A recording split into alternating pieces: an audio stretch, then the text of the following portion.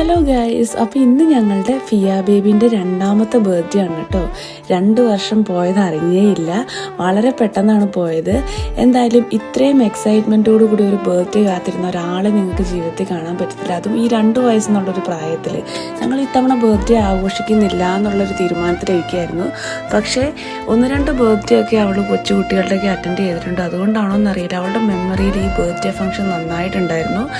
അവൾ cake cut ചെയ്യുന്ന പോലെ പ്രിറ്റൻഡ് ചെയ്യും. എല്ലാ ദിവസവും രാവിലെ എണീക്കുന്നത് ഹാപ്പി ബർത്ത്ഡേ എന്നുള്ള പാട്ട് പാടിക്കൊണ്ടാണ്.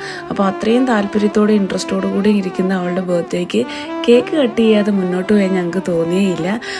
വളരെ ചെറിയ ഫംഗ്ഷൻ ആണെന്നുണ്ടെങ്കിലും ഫിയ ബേബിൻ്റെ ജീവിതത്തിൽ ഒരു നല്ല മെമ്മറി ആയിട്ട് ഇത് ഉണ്ടാവുമെന്നാണ് ഞങ്ങൾ വിചാരിക്കുന്നത്. എന്തായാലും ഫിയ ബേബി ഒരുപാട് ഹാപ്പി ആയിരുന്നു കേട്ടോ. അതിൽ കൂടുതൽ നമുക്ക് എന്താണല്ലേ വേണ്ടത്. എനിവേ, ജീവിതത്തിൽ ഒരുപാട് ഹാപ്പി ആയിട്ടുള്ള ബർത്ത്ഡേകൾ ഇതുപോലെ ആഘോഷിക്കാൻ ഇടവരട്ടെ. ഒരിക്കൽ കൂടെ ഹാപ്പി ബർത്ത്ഡേ ഫിയ ബേബി.